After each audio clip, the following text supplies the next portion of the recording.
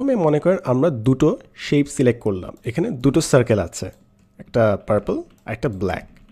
So দুটো circle একসাথে select করলাম। এরপর উপরে দেখবেন ফরম্যাট ড্রয়িং টুলস বলে একটি অপশন আছে, সেটা সিলেক্ট করুন। তারপর বাম পাশে দেখবেন মার্জ টুলস বলে একটি কিংবা মার্জ শেপস বলে একটি অপশন আছে, এটা।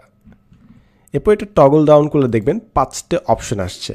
সো আমরা একটা একটা করে এক্সপ্লোর করবো এই কাজটা কী করে। সো আমি যদি ইউনিয়ন দিই, দুটো শেপ একসাথে মার্জড হয়ে যায়।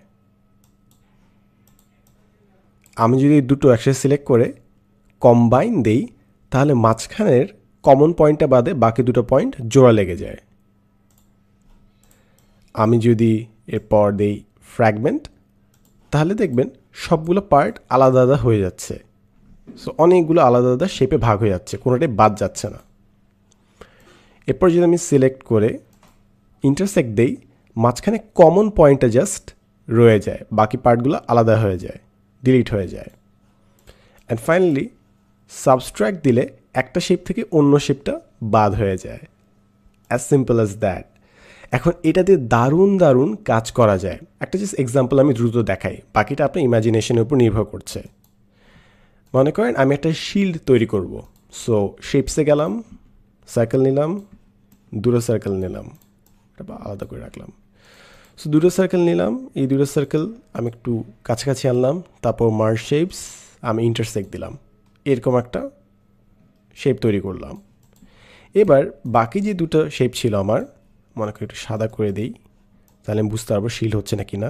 এই তো, আমি যদি একটু নিচে টান দিই, নিচটা হয়তো একটু শিল্ডের মতো হয়ে যাবে। এই যে নেগেটিভ স্পেস দিয়ে যদি চিন্তা করি, আমি মার্জ শেপস ইউনিয়ন দিলাম, ফাইনালি একটু একটু কাট করে দিলাম, ছোট করলাম, এবং আমার একটা শিল্ড হয়ে গেল। যদি আমি এটাকে ফ্র্যাগমেন্ট দিই, ফ্র্যাগমেন্ট দিয়ে উপর অংশ ডিলিট করে দিলাম, বাকি থাকে শিল্ডের মতো একটা অংশ।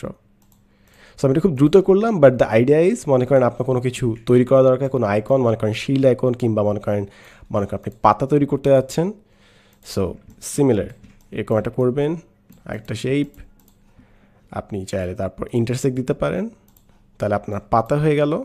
যদি আপনার সবুজ হয়, অথবা চাইলে আপনি এটাকে কাট করে দিতে পারেন, কাট করে ঘুরিয়ে দিতে পারেন, ঘুরিয়ে এটার উপর আরেকটি সার্কেল বসিয়ে দিতে পারেন। এটাকে মনে করেন আমি একটু সাদা করে দিলাম, এটাকে আমি কালো করে দিলাম, তাহলে আপনার একটা চোখ হয়ে গেল। সো বাকিটা আপনার ক্রিয়েটিভিটির উপর নির্ভর করে যে আপনি এই টুলটাকে কীভাবে ইউজ করছেন। এটা দিয়ে সম্পূর্ণ ডিজাইনিংয়ের কাজ জাস্ট পাওয়ার পয়েন্ট ইউজ করে ফেলা যায়। সো হোপফুলি এই ভিডিওটা একটু হলেও আপনার জন্য নতুন ছিল, ক্রিয়েটিভ ছিল, এবং আপনাকে নতুনভাবে পাওয়ার পয়েন্টকে ব্যবহার করতে